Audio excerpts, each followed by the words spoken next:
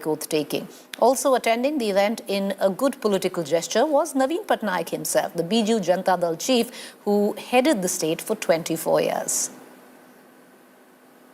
मेरे को महाप्रभु जगन्नाथ जी इतना बड़ा दायित्व दिया है उड़ीसा क्षेत्रों में काम करने के लिए और वो दायित्व निश्चित रूप से मैं निभाऊंगा। उड़ीसा लोगों का काम करने के लिए मैं निश्चित रूप से दायित्व लिया है और संकल्प भी लिया है। जो माननीय प्रधानमंत्री जी जो मोदी गारंटी का जो बात बोले काम करने के लिए और निश्चित रूप से उड़िया लोगों के मोदी गारंटी का जो काम उसको निश्चित रूप से अगला 5 साल में करके दिखाऊंगा। I want to bring in Jayanto Ghoshal, senior journalist, into this conversation. Jayanto Ghoshal, Mohan Majhi, tell us a bit more about him, why the pick, and also his 2 deputies. We finally also have a deputy chief minister who's a woman. Yeah, it's a very interesting package actually. I'm telling you, it's a major victory of BJP in Eastern region. Why I'm talking about this Eastern region? Because I still remember Preeti, Amit Shah, when he became the party president in the old party office in Ashoka Road, that was the first press conference, and he said that if we want to be real pan-Indian party, we have to reach to the east and south, even northeast. BJP conquered Assam and several northeast states. And in West Bengal, I must say that it's a major success of BJP from 0 to something, 77 MLAs, although the ambition of West Bengal has not been fulfilled, but in Odisha, it's a major victory. And the very interesting phenomenon that this man, what you're talking about, Mr. Majhi, he is from tribal community, 23 to 25% tribal population in Odisha. And Deputy Chief Minister Parida, Pravati Parida, she is from SC for population. And Singh, though, he's from royal family, So it's a very interesting combination. Right. And this Majhi is from Singh also. RSS background he has. Right. So this is very interesting. And one thing I should say, that Naveen Babu, whenever I visit Odisha, in the last election also, this election also, the general mass, sometimes they call Biju Babu. अभी भी बिजू बाबू है, जब तक बिजू बाबू है हम बिजू बाबू के साथ है. मतलब they are saying that Naveen Babu is Biju Babu, but if Naveen Babu is not there, because this time the health issue was there, and there is a sudden announcement that he may not be the successor, and that is a major defect and the strategical mistake of BJD. And BJP, they are not NDA member, they are fighting, but they said friendly fight.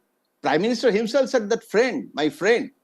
And in spite of that, this is a very interesting thing. And Preeti, today, Naveen Babu was there. That is a Shishtachar. It's a very interesting phenomenon. Interesting, but Jayanto, that's what I want to ask you. The second question I want to lead to is the sheer fact that, is there a sense in the BJD camp now, a lot has happened where the BJD is concerned after the verdict. You've had Mr. Pandian exit politics. You've had, what you pointed out right now, and rightly so, Naveen Babu sitting right there on the same dais as the new BJP CM takes oath. What happens now in the relationship of the BJD and BJP? And is there a sense in the BJD cadre that they allowed the BJP to take this space?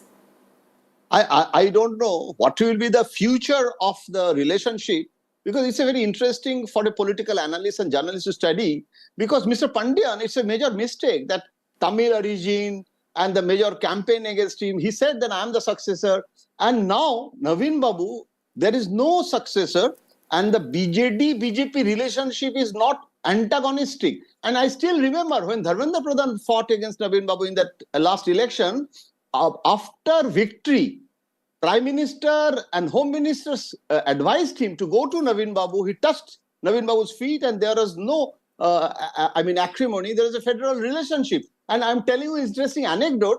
In the COVID time, Naveen Babu called Prime Minister around 2 a.m. and that there is a major crisis in my state, that there is a crisis of this vaccine. And Prime Minister called the Pune people, and in the early morning, that all those vaccines reached in Odisha. That was a federal relationship. So I don't know. I don't expect merger of these two parties. But the Congress, I saw Congress, the JB Patnaik to Gomango.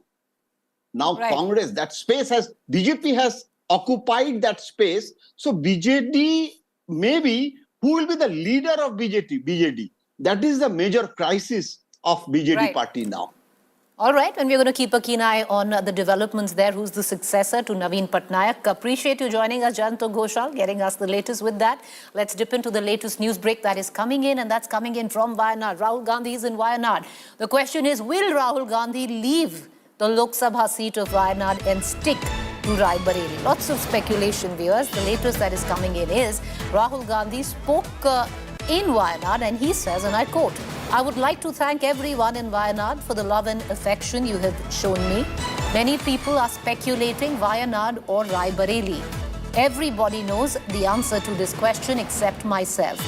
But do not worry, both Wayanad and Raebareli will be happy with my decision." Now, this is in the realms of speculation. Is Rahul Gandhi leaving Wayanad and is Priyanka Gandhi fighting Wayanad, or vice versa? Is Rahul Gandhi leaving Raebareli and is Priyanka Gandhi fighting Raebareli? Earlier on, at least where the Congress sources were concerned, said that was way before the massive mandate the India Alliance has got, especially in the state of Uttar Pradesh. Before that, the speculation was Rahul Gandhi, if he wins Raebareli, will leave it for Priyanka Gandhi to fight in by-election and make her entry into the Lok Sabha. This time around, after such a keen mandate, where the Congress has now won after a decade, 6 seats, I beg your pardon, in the state of Uttar Pradesh. Will this now lead to Rahul Gandhi holding on to Raebareli? Lots of speculation, political speculation rife on that. I'd like to once again thank every single person in Wayanad for the love and affection that you have given me. And many people are speculating Wayanad or Raebareli. Everybody knows the answer to this question except myself. So don't worry, both Raebareli and Wayanad will be very happy with my decision. Now, what does that really mean? We're going to leave it for you to decide. And we're going to let you know when he does make a decision and who's filling in that spot, either in Wayanad or in Raebareli. With that, let's shift focus now to the continuing controversy over NEET. The Delhi High Court today heard a plea challenging the NEET exam amidst widespread protest and controversies. The court refused to put a stay on NEET counselling and adjourned the matter to the 5th of July. With this, the NTA, the National Testing Agency, is all set to move Supreme Court, urging the top court to hear all cases related to NEET paper leaks and grace marks. NTA informed the court that petitions relating to NEET exams and its results are pending in several high courts across the country. Students continue to protest a week after the results have come out, with 67 students getting full 720 out of 720 and more than 1,500 students getting grace marks, all in the realms of controversy. Now, NEET UG 2024 results continue to spark doubts in minds of aspirants. 24 lakhs of them. I want to cut across to Milan Sharma, who follows the education beat. She's joining us live. Milan, what transpired in the Delhi High Court today? Give us the implications, what to expect in the future. Pretty clearly, there have been a lot of petitions that have been filed by student unions, students and parents themselves from across the country when it comes to NEET. So what essentially is being done right now is that the High Court as well as the Supreme Court, in both set of courts, there are different cases. And the plea and the order in which, the things will move in future is when, they will be told to club all these cases together and at least, take them to the Supreme Court together. The date given by the Supreme Court for the next hearing is 8 July. But, there are other cases as well in the High Court related to grace marks, related to time lapse and other, anomalies that are coming forward for both these cases. So therefore, they have not stopped neither courts have stopped the process of counseling. Now, counseling is a very important process that Right. should start right after the examination results are declared, and it should ideally be done, in the next week.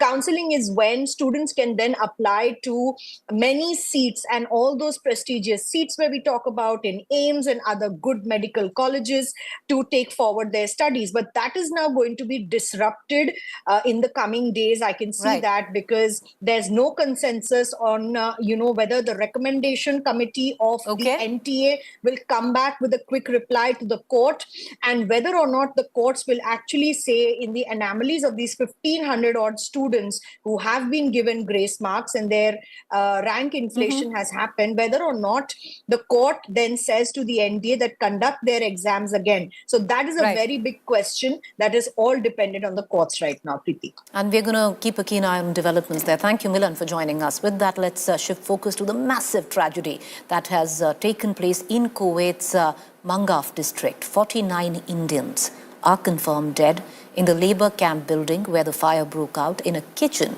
in the 6-story building. Dozens were rescued, but many deaths resulted from smoke inhalation. The External Affairs Minister, Dr. S. Jaishankar, condoled the death in the fire and said the Indian embassy will render full assistance to all concerned. Meanwhile, Indian envoy in Kuwait met with the injured who are receiving medical treatment. Fortunately, there was neglect from the part of real estate dealers. They violate, and this is the result of the violations. As we speak, there is 41 people killed, and the reason is the real estate dealers, unfortunately. I'm going to go into a quick break. To stay with us. On the other side is To The Point.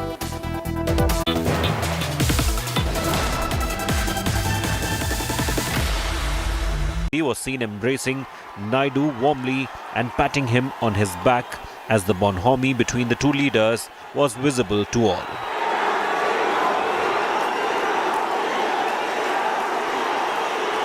Next to take oath was Pawan Kalyan, who is now the Deputy CM of Andhra Pradesh. Konidala Pawan Kalyan ane nenu Sasanam Dwara. His proud wife was seen clicking the memorable moment on her phone as her superstar husband took oath. Soon after being sworn in, Kalyan walked right up to his superstar